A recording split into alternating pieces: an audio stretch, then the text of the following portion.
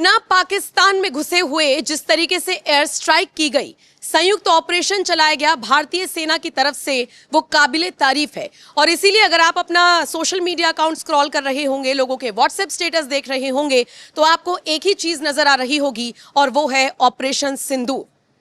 पाकिस्तान के 100 किलोमीटर के अंदर इस ऑपरेशन को किस तरीके से अंजाम दिया गया, ये आपको समझना चाहिए। नमस्कार, आप देख रहे हैं एनएमएफ न्यूज, आपके साथ मैं हूं नम्रता चौधरी। 22 अप्रैल दोपहर के 2:30 बजे के आसपास का वक्त था। आतंकवादियों ने निहत्थे सैलानियों को अपना निशाना बनाया था और जब एक महिला ने कहा कि मेरे पति को तो मार दिया, मुझे और मेरे बच्चे को भी यहीं खत्म कर दो, तो आतंकी ने कहा था कि जाओ मोदी को बता देना। 22 अप्रैल को कहा गया था कि मोदी को बता देना और 7 मई को मोदी ने बता दिया।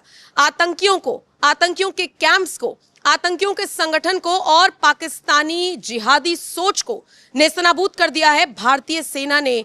और इसके सबूत अगर किसी को चाहिए हो तो वो सोशल मीडिया पर जाकर देख ले, वो भारतीय सेना की प्रेस कॉन्फ्रेंस को देख ले, वो पाकिस्तान के नेताओं को सुन ले। हालांकि इस बार राहत की बात यह है कि कोई सबूत नहीं मांग रहा, जैसे पिछली बार 2 स्ट्राइक्स में मांगे गए थे। बहरहाल आप ये मानकर चलिए कि पाकिस्तान के 4 और पीओके के 5 ठिकानों को टारगेट किया गया है। हवा से हवा में जिस तरीके से एक्शन लिया गया है, ये अपने आप में बताता है कि पूरी प्लानिंग के साथ सरकार 22 अप्रैल की रात से ही लगी हुई थी।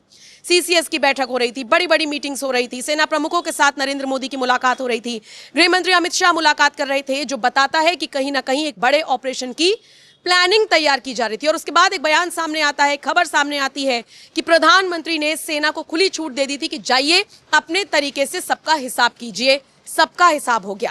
हालांकि नरेंद्र मोदी का भी बयान सामने आया था जिसमें वो बता रहे थे कि भाई अब इन आतंकियों को, इनकी जमीन को मिट्टी में मिलाने का वक्त आ गया है। वो बयान आपने नरेंद्र मोदी का सुना होगा, लेकिन अब आपको समझना होगा कि किस तरीके से 100 किलोमीटर का दायरा बताया गया है। मैं आपको 9 आतंकी ऐसे ठिकाने बताऊंगी जिनको खत्म कर दिया गया है और ये कितने कितने किलोमीटर की दूरी पर थे।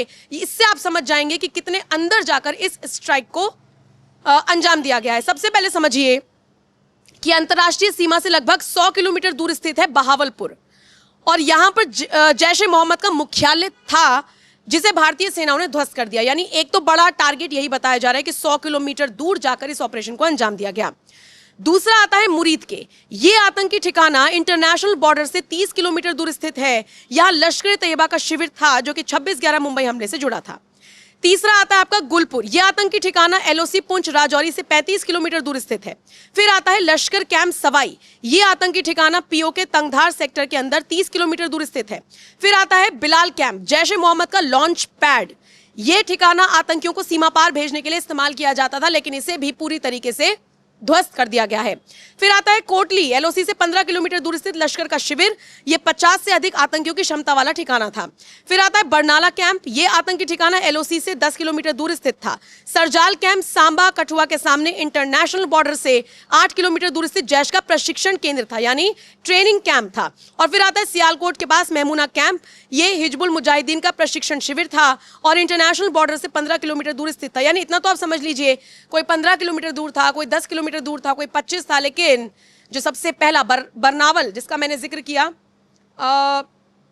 बरनावल नहीं, बहावलपुर, सोचिए ये 100 किलोमीटर दूर के दायरे में स्थित था और इसको भी भारतीय सेना ने नेस्तनाबूद कर दिया, जो कि बताता है कि 100 किलोमीटर अंदर तक स्ट्राइक की गई है। और ये अपने आप में निश्चित तौर पर एक बहुत बड़ी खबर है और इसीलिए हर तरफ इसकी चर्चा हो रही है। सबसे बड़ी बात देखिए, एयर स्पेस रूल को बिना तोड़े भारत ने सीमा के अंदर से ही आतंकियों के 9 ठिकानों पर हमला बोल दिया और इसीलिए हर तरफ इस शौर्य गाथा की ही चर्चा हो रही है।